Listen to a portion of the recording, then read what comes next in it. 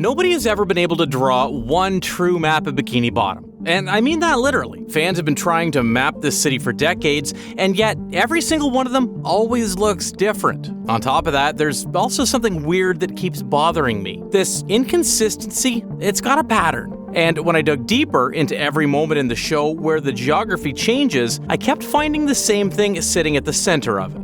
A bus. This orange bus turns out to be the key to transport each character to any weird place in the city. And the more I looked into it, the more I realized we've been looking at Bikini Bottom completely wrong this whole time. The show could have been hinting at these details as far back as season 1. We just didn't know what we were looking at. The Krusty Krab, for example. In the very first episode, Help Wanted, you can see it sitting to the left of SpongeBob's house. Or right, if we're using SpongeBob's perspective. But then sometimes, like in the episode Squidward's Day Off, in the scene where Squidward keeps rushing back and forth to the Krusty Krab, he runs to the right side. Speaking of which, the Chum Bucket is usually right across the street from the Krusty Krab. Except in FUN, SpongeBob chases Plankton through what feels like the entire city to catch him. The Chum Bucket might as well be on the other side of Bikini Bottom in that episode. Well, I guess Plankton could have been just running in circles to shake off SpongeBob, but, it still gives the wrong impression. Aside from that,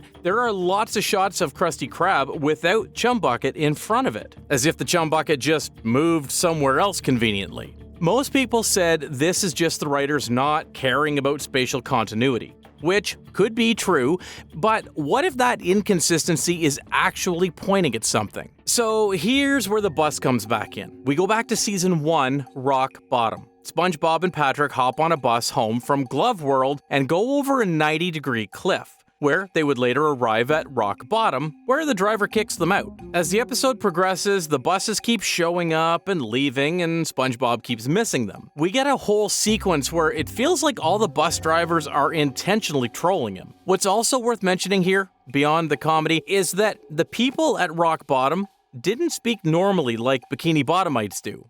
You know what I'm talking about. Excuse me, sir. Can you help me?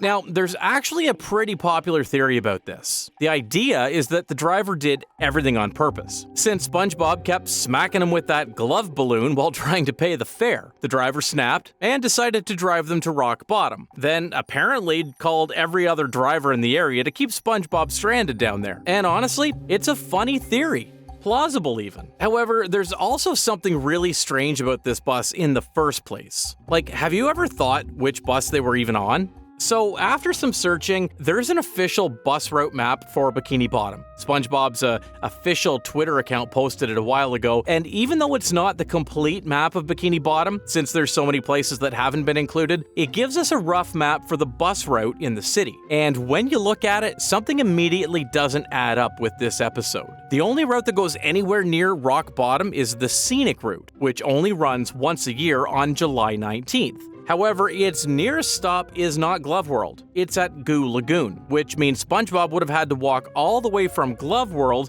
just to board it. But in the episode, the bus picks them up directly in front of Glove World. That means the bus that took them to Rock Bottom went through a route that doesn't officially exist. This only strengthens the suspicion that the driver was just being petty about the balloon thing. He went completely off the map just to make sure this yellow sponge guy doesn't get home anytime soon. Then again, the route itself raises its own questions. I mean, look at where it actually goes. Rock Bottom, Jellyfish Fields, Dutchman's Cove, Kelp Forest, and then Muscle Beach and Goo Lagoon through the waterline? Like, how is that a tourist route? Shouldn't a tourist route show you the best parts of a city, like the landmarks and the fun stuff? But this one just circles every remote, strange, and even dangerous location on the show. And it doesn't even stop at Glove World, which is arguably the most popular tourist destination in Bikini Bottom. So, who is this route actually for? What kind of tourist signs up for a once-a-year bus trip through Rock Bottom and the Flying Dutchman's front door? But that's not even close to the strangest thing this bus has done. Now, let's fast forward to season 11. We got an episode there called The Night Patty. The story is that SpongeBob and Patrick are coming back from Glove World again, and yes, it's always Glove World. We'll come back to that. The difference is, this time, they got out late at night. They also spot the Krusty Krab with its lights on, which is weird because,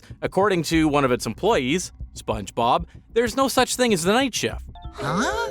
Mr. Krabs never mentioned we had a night shift. I mentioned before that there's never been one official map for this show, well, aside from the bus route ones. And if you look all over the internet, fans have been trying to draw a map of this city, and yet every single one has some significant differences, except one thing. Almost every fan map puts Glove World at the edge of the city, and the road leading out of it always points straight toward Rock Bottom, and nowhere is Glove World placed close to the Krusty Krab, even the bus route map. And yet, in this episode, they get kicked out from Glove World and go straight to the Krusty Krab as if they were next to each other. And when they walked in the Krusty Krab, everything was weird. Every single customer there looks like the residents of Rock Bottom, plus a few monsters. The cashier is someone called Squidabeth, and not to mention, Nosferatu is the one running the Krusty Krab. Now, when I first watched this episode, my immediate thought was, okay, so people from Rock Bottom do go outside the city. I mean, because the bus route did go through there, so it only makes sense, right? Except in this episode, they all arrived by train.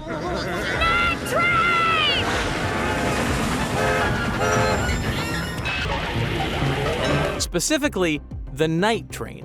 Why a train? Why aren't they taking the bus? And why the hell did this night train have a rail straight into the Krusty Krab? That's a mystery we'll set aside for now. However, as weird as that sounds already, it's even weirder to hear Patrick admitting he's a regular customer on the night shift. You sure are popular. I come here every night. Patrick, SpongeBob's best friend and neighbor, coming here every night. And SpongeBob, who literally works at this building, has never once heard of it. And at the end of the episode, the narrator drops everything. SpongeBob just visited a shift in the tidal zone. Now, if you're not caught up, the tidal zone is SpongeBob's version of the Twilight Zone, a zone or a weird dimension where reality just doesn't follow the rules. It's been the framework for some of the weirder episodes, and it's introduced properly in Season 11's No Picture Please, which coincidentally is our next destination. So, in No Picture Please, the story is that one day, a strange tourist fish shows up in Bikini Bottom, starts photographing the hell out of everything, and ends up causing chaos, which of course would make everyone mad and chase him, right? But at the very end, when everyone manages to corner him, this weird fish just vanishes into thin air. That's basically the whole episode. But at the end of every Tidal Zone episode, the French narrator explains that sometimes Bikini Bottom crosses into the Tidal Zone and things will get weird. Amazing! Now here's the interesting question. How do you think this tourist fish arrived in the first place? Well, incidentally, he got off a bus.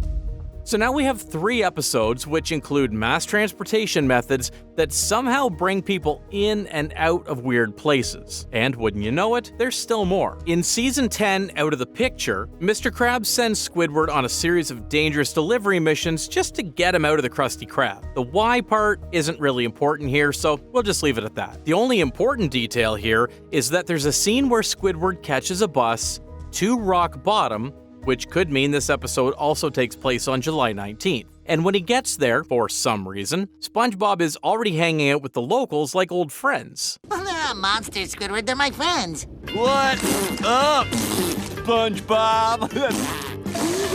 Which is a whole separate topic on itself, which I already covered in the Rock Bottom video. But the point is, it's the bus again, and Rock Bottom again. And then in Season 16, we have Bizarro Bottom, a story about SpongeBob falling asleep on a bus after a long shift and waking up in Tankini Top, a bizarro mirror version of Bikini Bottom where everyone is their own doppelganger. The big chunk of the episode is about SpongeBob slowly losing his mind meeting each one. At the end of the episode, the Short Pants family eventually feel bad for him and put sleeping SpongeBob back on a bus, where he would later wake up at the Bikini Bottom bus station. That's 4 separate instances where the bus is the vehicle that crosses some kind of unworldly boundary, either to Rock Bottom or the Tidal Zone. And this is where things start to get interesting. So let's talk about where Bikini Bottom actually came from.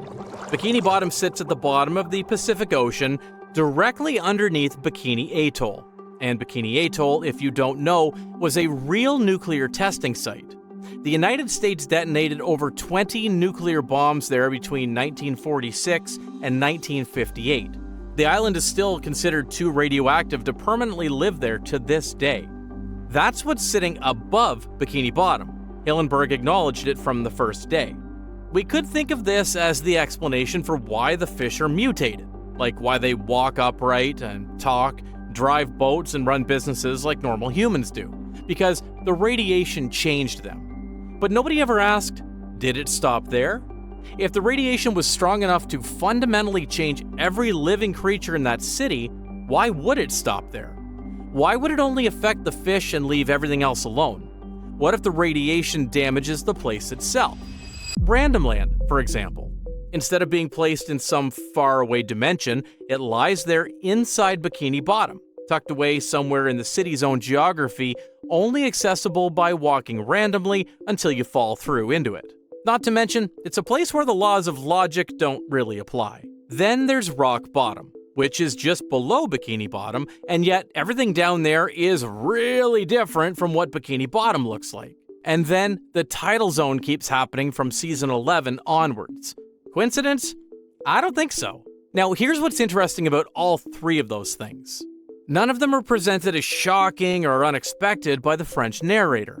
He mentions the tidal zone as if he's been expecting it. Random Land itself is treated as a known but dreaded destination, and Rock Bottom is just a regular place on the bus map.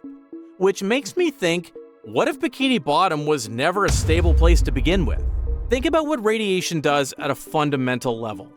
Beyond changing living things, it breaks down structure, it causes things that should be solid and consistent to become unpredictable. I think this could explain why Bikini Bottom is such a random place. It's physically damaged reality in Bikini Bottom, so lots of things don't fully hold together the way they should. And then the tidal zone, despite whether you personally like it or not, isn't just some lazy way to make a weirder plot. It might be the only thing that could explain the show's chaotic nature. But of course, some of you expert scientists of the internet would say, actually, that's not what radiation does. Have you at least watched the Chernobyl series on HBO, my guy? Well, did you also forget that there's literal magic in Bikini Bottom? Neptune could open a gate to Atlantis. Dutchman always whips off his magic every now and then to send someone to different realms. There's also a few other episodes with magic. Now, I'm not a scientist myself, but if you mixed a bunch of nuclear radiation with the reality-bending magic force, that doesn't sound like a very good mix to me. This deadly combination could crack some of these portals randomly. And what you're left with is a city where reality holds together mostly in the middle, like Conch Street and the Krusty Krab, but gets progressively stranger the further out you go. That being said, if Bikini Bottom's reality is cracked and unstable, it only makes sense if most residents have no idea. I mean, they've lived there their whole lives, so everything just feels normal to them. SpongeBob doesn't notice that the Krusty Krab keeps changing sides, or the fact that the chum bucket sometimes doesn't exist, since it's just where he works. But not everyone is that oblivious. Think about the French narrator. He exists inside and outside the show, observing the whole thing from somewhere we never see. And crucially, he's the one who announces when the tidal zone happens, every single time. He doesn't get confused by Bikini Bottom. Then there's the tourist fish from No Picture Please. Shows up in Bikini Bottom, does everything he wants, and then vanishes, revealing he was never real to begin with. He knew exactly what he was doing and where he was going. And how did he arrive? By bus. Now, think about what a bus driver's job actually is in Bikini Bottom. As I mentioned before, they travel around the city every single day. They're crossing the whole map on a daily basis, including the parts where things are a bit weird, like Rock Bottom, which means they're the only people who have actually experienced what happens when you go far away from the middle of the city. So the Season 1 bus driver definitely knew what he was doing. That's why he kicked them out without a word of explanation. He wants them, and SpongeBob specifically, to just stand there. And once you see it that way, everything else starts to make sense too. There's a high chance that the bus to Rock Bottom could only be accessed at certain times of the year, since it lies in a literal deep-sea trench below Bikini Bottom. It's the furthest point from the stable center of the city. So, July 19th is simply when the cracks get wide enough to pass through. Random Land is even more interesting, because Random Land isn't technically outside Bikini Bottom, it's inside it. But instead of being accessible at certain times, it's accessible by walking randomly until you fall through. And Tankini Top, the mirror Bikini Bottom from Bizarro Bottom, is accessible by falling asleep on a bus, by losing consciousness long enough for it to cross into unstable ground without you noticing. Then the characters who seem to know, the narrator, the tourist fish, the bus drivers, they're the ones who figured out how to move through a broken city without getting lost in it. It's just sometimes they like to make pranks out of it for those who don't know. SpongeBob never figured that out. He just keeps getting on the wrong bus, which, if you think about it, explains a lot about his life in general. So, was the bus driver evil? In a way. He knew that certain roads in Bikini Bottom don't go where they're supposed to. And that's the thing about Bikini Bottom that we've been getting wrong this whole time. We kept treating the spatial changes as mistakes. We assumed the show was inconsistent. But inconsistency is Bikini Bottom. It always has been. A city born from radiation and magic, with reality thin enough in certain places that you can go through it by taking the wrong turn, or falling asleep on public transit. The French narrator knows, the tourist fish knew, the bus drivers know. Everyone else just lives there, and hopes the Krusty Krab is where they left it. And somehow, SpongeBob has worked at that place for over 25 years without once questioning why the road to get there keeps changing, which honestly might be the most impressive thing about him. Speaking of SpongeBob not questioning things he probably should, we did a whole video recently breaking down the most genuinely, almost concerningly childish moments across the entire show. And some of them, they're way darker than you'd expect. That one's right here. As always, I'll see you on the next dive.